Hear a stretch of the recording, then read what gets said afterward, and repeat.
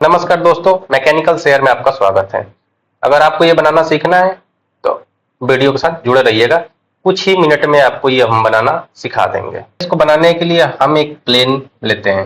ये solid work में बना रहे हैं। हम कोई सा भी प्लेन ले लेंगे। हमने लिया टॉप प्लेन, या मान लीजिए अगर आपको फ्रंट प्लेन लेना, फ्रंट प्लेन लीजिए। इसके बाद स्केच पे क्लिक करिए।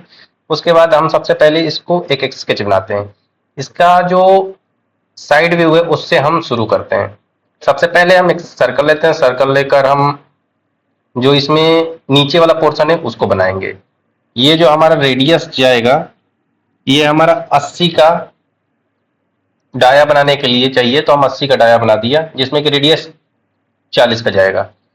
उसके बाद इसके सेंटर से जो हाइट हमारी थी वो हाइट है 50 mm का, तो ये हमने लिया 50 mm।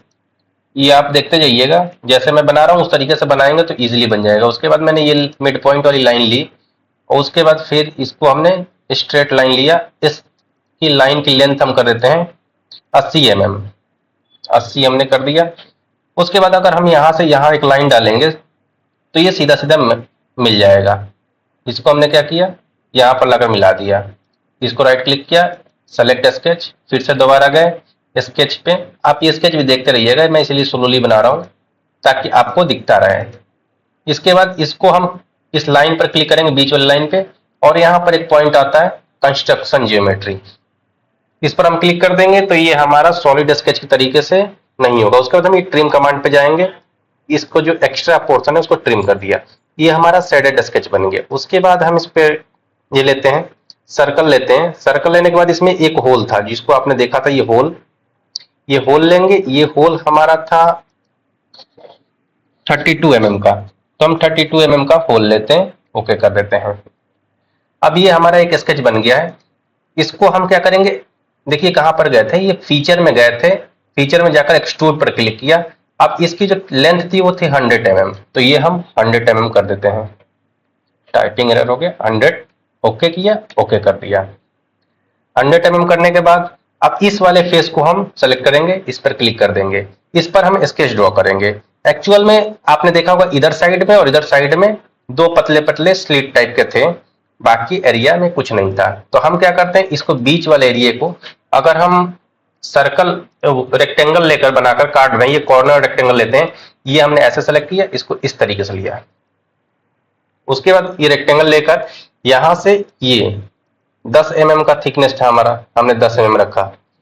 इधर से क्लिक किया और इधर वाले एरिया से भी ये 10 mm का था, हमने 10 mm क्लिक किया।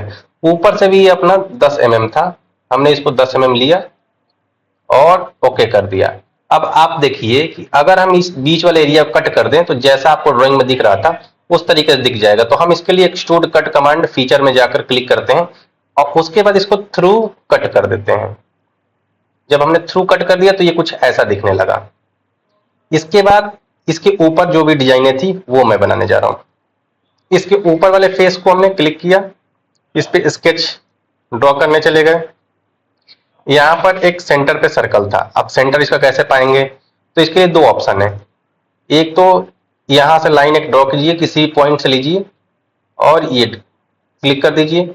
उसके बाद इसको राइट क्लिक करके कंस्ट्रक्शन कर दीजिएगा, जिससे कि ये स्केच की तरीके से सॉलिड स्केच में काउंट नहीं होगा। उसके बाद हमने एक सर्कल बनाया। ये जो सर्कल था हमारा, ये सर्कल रहेगा, ये था 60 mm का, हमने 60 mm का सर्कल डाल दिया।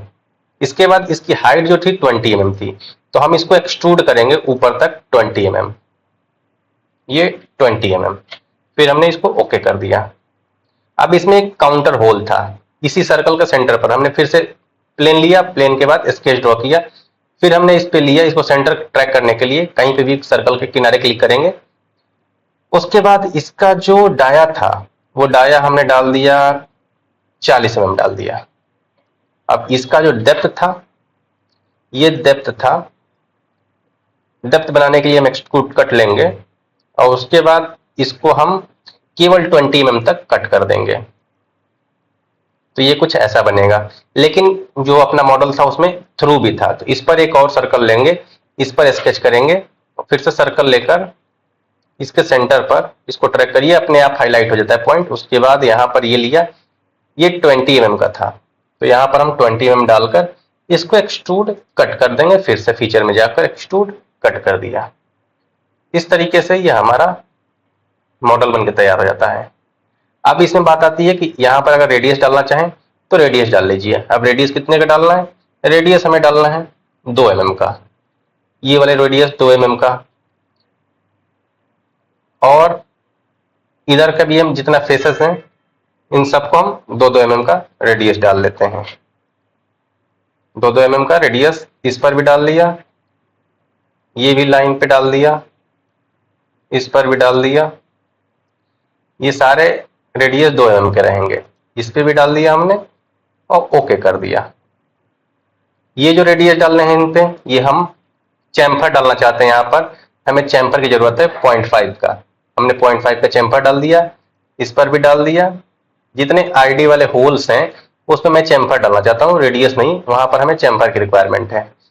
ये आपके फिटमेंट के अकॉर्डिंग हो सकता है, जैसा भी आप डालना चाहें। ये हमने डाला चैम्फर, इस पे चैम्फर और इस पर चैम्फर। ये हमने डाला है 0.5 का चैम्फर, ओके कर दिया। तो इस तरीके से ये हमारा एक मॉडल बनकर तैयार हो गया है। इसको अगर कलर करना चाहें तो इसको आप कलर कर सकते हैं। कलर करने के लिए आप इसको सेलेक्ट करिए, फिर यहाँ से अगर बॉडी पूरे बॉडी में करना है तो पूरे बॉडी को आप सेलेक्ट कर लीजिए, ग्रीन कलर का या रेड कलर का, जैसा भी आपको कलर पसंद है किसी भी तरीके का आप कलर चूज कर सकते हैं। इस तरीके का ये हमारा कुछ पर्पल टाइप का कलर है और ये बन जाता है।